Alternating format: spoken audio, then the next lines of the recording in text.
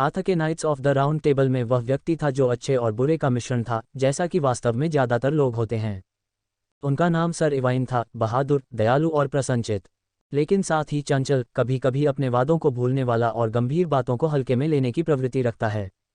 एक रात शुरुआती वसंत में आर्थर के दरबार के शूरवीर और महिलाएं भोजन कक्ष में बैठे थे। राजा और गाइनवेर पीछे हट गए थे, लेकिन उनके लौटने की उम्मीद थी। रात का खाना परोसा जा चुका था और अनार के बीज और खजूर वाला आखिरी भोजन अभी अभी खत्म किया गया था। गहरे चूल्हे में आग जलाई गई थी और सामने के 4 कांस्य स्तंभ आग की लपटों से रोशन हो रहे थे। नीले और सफ़ेद मखमली किरतलों में 4 छोटे पन्ने स्टूल पर बैठे आग को देख रहे थे और शायद उन दिनों का सपना देख रहे थे जब वे भी योद्धा बने और साहसिक कार्य करें। सर इवाइन ब्लैक नाइट के साथ अपने अनुभव के बारे में बता रहे थे। ये तब की बात है जब मैं बहुत छोटा था, उन्होंने कहा। वास्तव में मुझे अभी अभी एक शूरवीर बनाया गया था। किसी ने मुझे उस दुष्ट ब्लैक नाइट के बारे में बताया जो यहाँ से बहुत दूर एक जंगल में रहता था और अब भी रहता है। ये जानते हुए कि उसने बहुत बुरे काम किए हैं, मैंने उसे मारने का निश्चय किया। मैंने उस जंगल की ओर चला गया जहाँ वह रहता था और जहाँ मुझे एक संगमरमर का मंच मिला। इसके बीच में एक फव्वारा रखने वाली एक धंसी हुई जगह थी। मैं इस तक गया और कुछ लेखन के निर्देशों का पालन करते हुए जो पत्थर पर था, उठा लिया एक कप जो हाथ में था और उसमें पानी भरकर फव्वारे में डाल दिया। फिर हवा और बारिश का एक बड़ा तूफान उठा और जब यह अपने चरम पर था तो ब्लैक नाइट ऊपर आया और मुझ पर हमला करना शुरू कर दिया। हम थोड़ी देर तक लड़े, लेकिन उसने आसानी से मुझे उखाड़ फेंका। वह मुझे मरा समझकर जमीन पर छोड़कर वापस चला गया, लेकिन कुछ समय बाद मैं अपने घोड़े पर चढ़ने में सक्षम हो गया और अपनी माँ के महल में वापस चला गया। इस समय राजा और रानी ने प्रवेश किया। सर इवाइन के अलावा किसी को भी इसकी भनक नहीं लगी। वह युवक जो हमेशा विनम्र रहता था उछल पड़ा उसके पैर। फिर अन्य शूरवीर उठे। सर के, जो हमेशा मधुर स्वभाव के नहीं थे, ने सर इवाइन से कहा, हम सभी जानते हैं कि आप बहुत विनम्र हैं, लेकिन आपके पास बहादुरी से अधिक शिष्टाचार है। इस पर सर इवाइन ने कहा, जब ब्लैक नाइट ने मुझे उखाड़ फेंका तब मैं लगभग एक लड़का ही था, लेकिन अब मैं उस पर विजय पा सकता हूँ। खाने के बाद ये कहना बहुत आसान है, सर के ने कहा। लगभग कोई भी शूरवीर तब बहादुर और आत्मसंतुष्ट महसूस करता है जब उसने रात्रिभोज में हिरन का मांस अच्छा खाया हो। राजा ने पूछा कि बातचीत किस बारे में थी और सर इवाइन ने अपने साहसिक कार्य की कहानी दोहराई और कहा, और सर किंग, मैं इस ब्लैक नाइट को मारने के लिए कल जाने के लिए आपकी अनुमति चाहता हूं जो भूमि में एक कीट है। मैंने इस आदमी के बारे में सुना है, राजा ने कहा, और मैंने अक्सर इसे दंडित करने के लिए किसी को भेजने के बारे में सोचा है, लेकिन वह बहुत दूर रहता है और अब तक यह आवश्यक रहा है कि सबसे पहले घर के निकटतम गलतियों को ठीक किया जाए। फिर भी अब उसकी बुराई, कर्म और उत्पीड़न बंद होने चाहिए। कल हमारी एक कंपनी निकलेगी और उसे और उसके सभी लोगों को जीत लेगी। राजा ने अपने कुछ आधा दर्जन शूरवीरों का नाम सर इवाइन रखा जिन्हें ये साहसिक कार्य करना था। सर इवाइन अप्रसन्न थे। उसने सोचा कि यह साहसिक कार्य उसे अकेले ही करना चाहिए, इसलिए वह आधी रात में उठा और दूसरों से आगे निकलकर ब्लैक नाइट को मारने के इरादे से चुपचाप चोरी कर ले गया। उसे यह ख्याल ही नहीं आया कि खुद को बहादुर साबित करने के चक्कर में वह खुद को अवज्ञाकारी भी साबित कर रहा है। वह अंधेरे में मस्त होकर गुनगुनाते हुए आगे बढ़ा। भोर होते होते वह एक घाटी में पहुंच गया और जब वह उसमें से गुजर रहा था तो उसने एक बड़े सांप को शेर से लड़ते देखा। सर इवाइन इस विचित्र युद्ध को देखने के लिए रुके। पहले तो दोनों लड़ाके बराबरी के लग रहे थे, लेकिन जल्द ही विशाल सांप ने शेर को अपने चारों ओर लपेट लिया और उसे निचोड़कर मारना शुरू कर दिया। जब सर इवाइन ने यह देखा तो उन्होंने अपनी तलवार खींची और सांप को मार डाला। जब शेर आज़ाद हुआ तो वह सर इवाइन तक पहुंच गया और वह डर गया कि इसका मतलब उसे मारना है, लेकिन यह एक स्पेनियल की तरह उसके पैरों पर फुदकने लगा। उसने उसे सहलाया और अपनी बाहें उसकी गर्दन में डाल दीं। जब वह अपने घोड़े पर चढ़ा तो जानवर ने जाने से इनकार करते हुए उसका पीछा किया। तब सर इवाइन ने मन बना लिया कि उन्हें साथी बनना है। कई दिनों तक दोनों एक दूसरे के करीब रहे और रात को सर इवाइन शेर की गर्दन पर सिर रख कर सो जाते थे।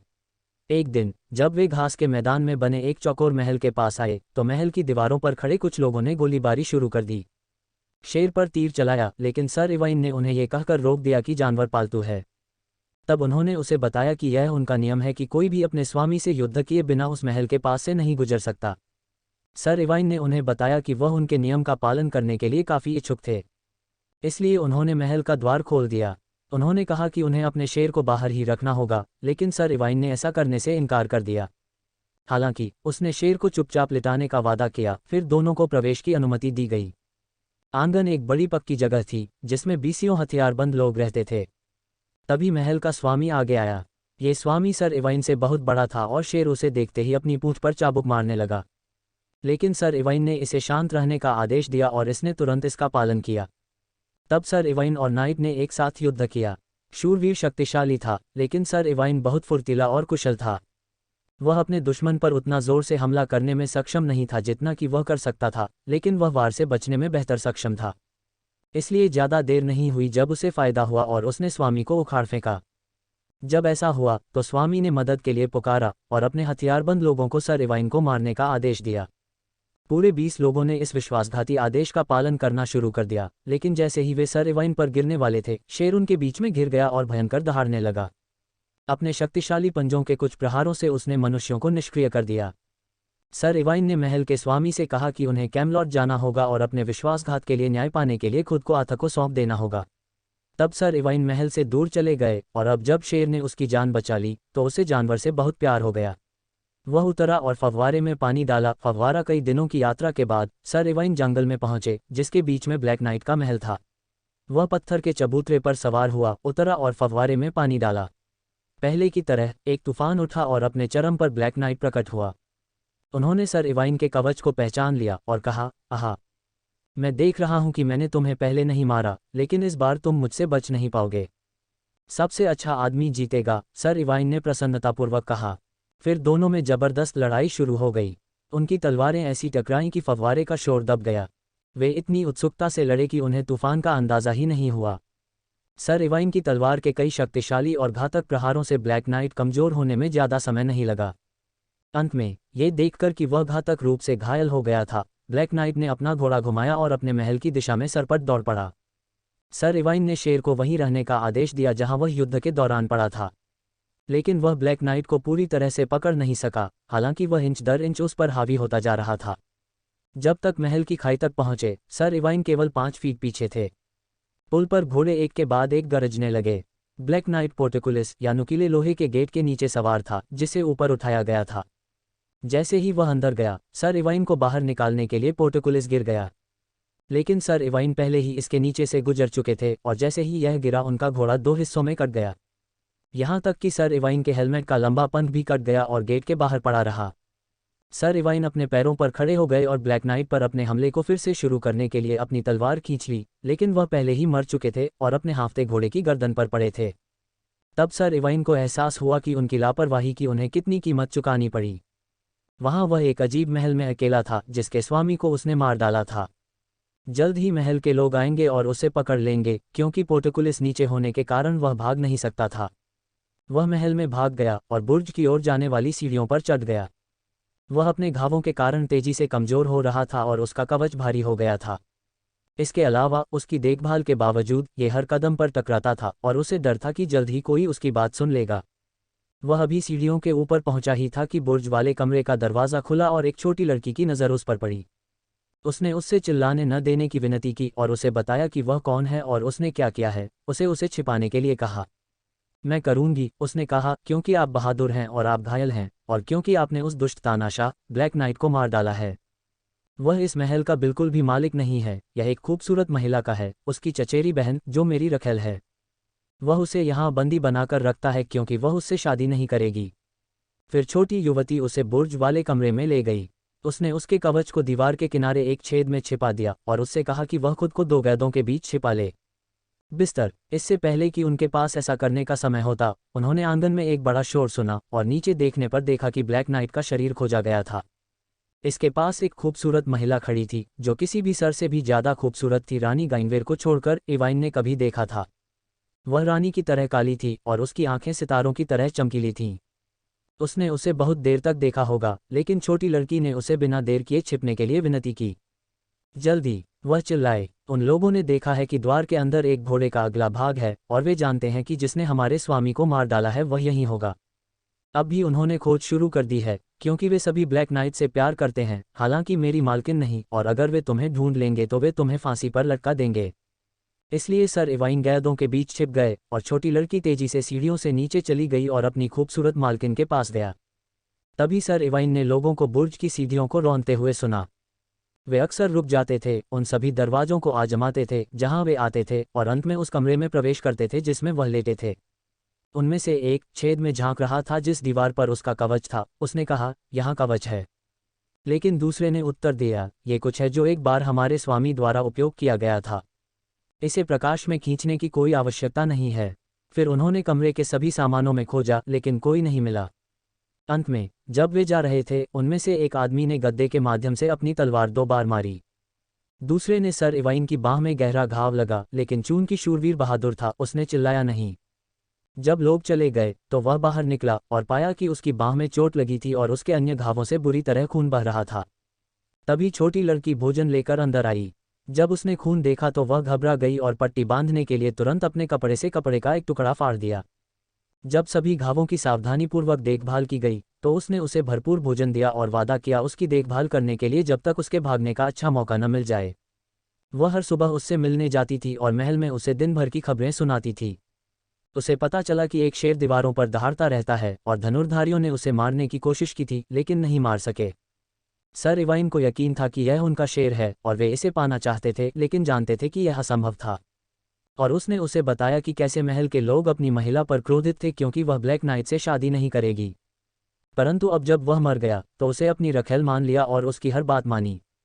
छोटी युवती ने कहा कि उसने सोचा कि अगर महिला को बताया जाए कि सर इवाइन छिपा हुआ है तो वह शायद देख लेगी कि वह महल के बाहर सुरक्षित आचरण कर रहा था। मैं इस महल को कभी नहीं छोड़ना चाहता, सर इवाइन ने कहा, क्योंकि मैं तुम्हारी स्त्री से प्रेम करता हूँ। इससे छोटी लड़की प्रसन्न हुई क्योंकि उसने सर इवाइन का सम्मान करना सीख लिया था। इसलिए वह महल की महिला के पास गई और उसे उस अजनबी के बारे में सब कुछ बताया। महिला ने सर इवाइन को एक अमीर अपार्टमेंट में ले जाया जहां वह अक्सर उनसे मिल सकती थी और उनकी देखभाल में छोटी नौकरानी की मदद कर सकती थी। हालांकि उसने अपने लोगों को यह नहीं बताया कि इस अजनबी शूरवीर ने उनके स्वामी को मार डाला था। जैसे ही सर इवाइन ठीक हो गए, उन्हें जल्द ही उसे यह बताने का साहस मिला कि वह कितनी सुंदर थी और वह उसे दुनिया की किसी भी चीज़ से अधिक प्यार करते थे। उसने कहा कि अगर वह उससे शादी करेगी तो वह हमेशा उसके साथ रहेगा और कभी भी अधिक रोमांच की तलाश नहीं करेगा। उसने बस इतना ही पूछा कि वह उसके शेर को अंदर आने देगी जो अभी भी महल की दीवारों के बाहर दहाड़ता रहता है। जब महिला ने शेर की कहानी सुनी तो उसे ऐसा लगा कि यदि सर इवाइन एक जानवर के प्रति इतने दयालु थे तो वह शायद उसके प्रति भी अधिक दयालु होंगे। तो उसने कहा कि वह उससे शादी करेगी। महल के लोगों ने उसे देखा और पसंद किया और उसे अपने स्वामी के रूप में मानने के लिए सहमत हो गए। जब उन्हें बताया गया कि जिस शेर को उन्होंने मारने की कोशिश की थी वह उसी का है और उसे महल में भर्ती कराया जाना चाहिए, तो उन्होंने कुछ डर दिखाया। सर इवाइन ने उनसे कहा कि इसकी कोई ज़रूरत नहीं है क्योंकि जानवर बहुत कोमल था और केवल अपने मालिक की इच्छा के कारण शोर मचा रहा था। वह महल की दीवारों के बाहर गया और पुकारा। जल्द ही वहां एक तेज दहाड़ सुनाई दी। जंगल से बाहर एक बड़ा पीला शरीर घिरा हुआ था और शेर अपने मालिक के पैरों पर छलांग लगाता हुआ आया। उसने उसकी तलाशी ली और अपना सिर उसकी बांह पर रगड़ा, ठीक वैसे ही जैसे कोई पसंदीदा कुत्ता कर सकता है। जब लोगों ने देखा कि यह कितना वश में था तो वे अब और नहीं डरे। सर इवाइन और उस खूबसूरत महिला की जल्द ही शादी हो गई और लंबे समय तक हर कोई बहुत खुश था। सर इवाइन ने राजा आर्थर को परिणाम बताते हुए एक पत्र भेजा उसके साहसिक कार्य का। जल्द ही दूत राजा और गाइनवेर से भरपूर उपहार और जब भी उनकी इच्छा हो कैमलॉट आने का निमंत्रण लेकर वापस लौटा। हालांकि महिला ने सर इवाइन को अपने महल में उसके साथ रहने का वादा करने के लिए राजी किया। एक दिन गोलमेज के शूरवीरों का एक दल आंगन में आया। वे एक महान साहसिक यात्रा पर जा रहे थे और ये देखने के लिए रास्ते में रुके कि सर इवाइन और उनकी खूबसूरत पत्नी का प्रदर्शन कैसा है। जब सर इवाइन ने उन्हें देखा तो लड़ाई के प्रति उनका सारा पुराना प्यार वापस आ गया और वह अपनी महिला के पास गए और उससे विनती की कि वह उन्हें शूरवीरों के साथ जाने दे। आह मेरी इवाइन, उसने कहा, तुमने मुझसे कहा था कि तुम मुझे कभी नहीं छोड़ोगे। उन्होंने कहा, अकनाइट को रोमांच की तलाश करनी चाहिए और मैं तुम्हारे पास लौट आऊंगा। वह थोड़ी देर रुकी और फिर बोली, अगर तुम 1 साल और 1 दिन में वापस आने का वादा करोगे तो मैं तुम्हें जाने दूंगी, यानी अगले विटिसेंटाइड में। उसने खुशी से वादा किया और उसने कहा, यदि तुमने ये वादा तोड़ा तो मैं तुम्हें फिर कभी नहीं देख पाऊंगी।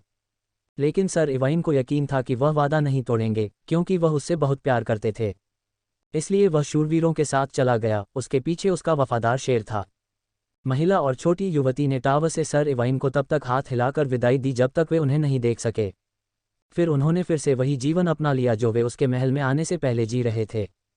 सर इवाइन ने कई महीनों तक शूरवीरों के साथ यात्रा की और कई साहसिक कार्य किए। आखिरकार जैसे ही साल खत्म होने वाला था वह घर की ओर चल पड़ा। हालांकि रास्ते में वह राजा और रानी के प्रति सम्मान व्यक्त करने के लिए आर्थर के दरबार में रुके। उन दोनों ने उसे याद किया और प्यार से उसका स्वागत किया। उस समय कैमलॉट में एक महान टूर्नामेंट आयोजित किया जा रहा था और राजा ने सर इवाइन से पूछा कि क्या वह भाग लेना चाहेंगे। सर इवाइन प्रसन्न थे क्योंकि उन्हें इस तरह के युद्धों का प्रदर्शन पसंद था। टूर्नामेंट के 3 दिनों के दौरान उन्होंने अपनी अलग पहचान बनाई। तीसरे दिन की शाम को जब शूरवीर बड़े हॉल में बैठे थे, गोल मेज पर एक छोटी लड़की ने प्रवेश किया। वह राजा आर्थर के पास गई और उसे एक अंगूठी दी। यह अंगूठी, उसने कहा, वह अंगूठी है जो सर इवाइन ने मेरी महिला को दी थी। उसने इसे वापस कर दिया है और उसे फिर कभी न देखने की कसम खाई है क्योंकि उसने उससे अपना वादा तोड़ दिया है। फिर इससे पहले कि कोई उसे रोक पाता, वह हॉल से बाहर निकल गई, अपने घोड़े पर बैठी और दूर चली गई। सर इवाइन अपने पैरों पर खड़े हो गए और बेतहाशा घूरने लगे। विटिसेंटाइड टूर्नामेंट के पहले दिन गिर गया था, उसका साल और 1 दिन बीत चुका था और वह अपना वादा भूल गया था। वह हॉल से और पहाड़ी से नीचे कैमलॉट की सड़कों से होते हुए शहर के गेट से बाहर और जंगल में भाग गया। वह तब तक दौड़ता रहा जब तक कि वह थक कर गिर नहीं गया। अगले दिन वह बुखार में उठा और अपने वफादार शेर के बिना मर जाता। बेचारे जानवर ने सर इवाइन को उठाने की कोशिश की, लेकिन जब देखा कि वह ऐसा नहीं कर सका तो वह उसे एक नाले के किनारे तक खींच ले गया जहां वह प्यास लगने पर पानी पी सकता था। शेर उसके लिए खेल भी लाया। पहले तो सर इवाइन ने इसे नहीं छुआ, लेकिन अंततः इसे कच्चा खाना शुरू कर दिया। कुछ समय बाद वह शारीरिक रूप से तो बेहतर हो गया, लेकिन उसकी इंद्रियां खत्म हो गई थीं। अपने पागलपन में वह पूरे जंगल में घूमता रहा, पेड़ों और झाड़ियों से लड़ता रहा। शेर हमेशा उसका पीछा करता था, उसे अन्य जानवरों और मनुष्यों से बचाता था। एक दिन जब शेर भोजन की तलाश में अनुपस्थित था, सर इवाइन सो रहे थे। एक अच्छा साधु उसके पास आया और उसकी हालत पर दया करते हुए उसे अपनी बाहों में उठा लिया और अपनी कुटिया में ले गया। उसने बेचारे शूरवीर को नहलाया, उसके बाल काटे और उसे एक वस्त्र पहनाया। वह उसे खाट पर लिटा ही रहा था कि शेर दहाड़ता हुआ दरवाजे पर आया और उसे पटक कर खोल दिया। जब उसने साधु को अपने मालिक की देखभाल करते हुए देखा तो वह उसके चरणों की ओर प्यार करने लगा। उसके बाद सर इवाइन ने अपना अधिकांश समय झोपड़ी में बिताया। शेर ने उसे भोजन प्रदान किया, मांस साधु के पास लाया जिसने हमेशा इसे 4 भागों में विभाजित किया। 3 हिस्से उसने शेर को दिए और एक उसने सर इवाइन और खुद के लिए पकाया। कभी कभी सर इवाइन साधु से दूर भाग जाते थे और कई दिनों तक जंगल में भटकते रहते थे। शेर उसकी देखभाल करता था और उसे हमेशा साधु की कुटिया में वापस ले जाता था। हालांकि एक बार सर इवाइन अपनी पत्नी के महल की ओर निकल पड़े। रात में शेर ने उसे झोपड़ी में ले जाने की कोशिश की, लेकिन असफल रहा। वह कई दिनों तक भटकता रहा, हमेशा एक ही दिशा में। आखिरकार वह उस लकड़ी तक पहुंच गया जहां पत्थर का मंच था। वह उस पर लेट गया और सो गया। जल्द ही एक महिला और एक नौकरानी दिखाई दिया। शेर उन पर झपटा, लेकिन जब वह उनके पैरों तक पहुंचा तो उसने महिला का हाथ चाटा क्योंकि वह उसकी रखेल थी। इसने उसके वस्त्र को अपने दांतों में पकड़ लिया और उसे धीरे से उस स्थान पर खींच लिया जहां सर इवाइन लेटे हुए थे। पहले तो उसने उसकी ओर देखा तक नहीं, क्योंकि उसने अपना वादा तोड़ने के लिए उसे माफ नहीं किया था। लेकिन छोटी युवती ने कहा, प्रिय मालकिन, उसे देखो। आर्थर के दरबार के शूरवीरों ने हमें उसके पागलपन के बारे में जो कहानी सुनाई है वह सच होनी चाहिए। यदि आप उसके चेहरे को देखेंगे तो आप देखेंगे कि यह एक आदमी का चेहरा है जिसने अपना होश खो दिया है। फिर महिला उसके बगल में घुटनों के बल बैठ गई। जब उसने उसके घिसे पिटे चेहरे और उसके फटे हुए कपड़े देखे तो उसे विश्वास होने लगा कि वह सचमुच दुख के कारण अपनी सुध बुद्ध खो बैठा है। उसने छोटी युवती को मरहम के लिए महल में भेजा। यह इतना शक्तिशाली था कि यदि इसे किसी बीमार व्यक्ति पर रगड़ा जाए तो वह ठीक हो जाएगा, चाहे उसकी बीमारी कोई भी हो। जब छोटी नौकरानी इसे लेकर आई तो महिला ने इसे सर इवाइन पर डाल दिया, लेकिन इतने धीरे से कि वह उत्तेजित न हो जाएं। कई घंटों के बाद सर इवाइन जागे। पहले तो उसे मुश्किल से पता चला कि वह कहाँ है, लेकिन जल्द ही उसे वह सब याद आ गया जो हुआ था और अपनी महिला को पास देखकर उसने उससे उसे माफ़ करने की विनती की। उसने ऐसा ही किया और उनमें मेल मिलाप हो गया। सर इवाइन को यकीन था कि वह फिर कभी अपना वादा निभाना नहीं भूलेंगे। कुछ महीनों तक वे महल में बहुत सुख से रहे। फिर वे आर्थर और गोलमेज के शूरवीरों के निकट रहने के लिए कैमलॉट गए।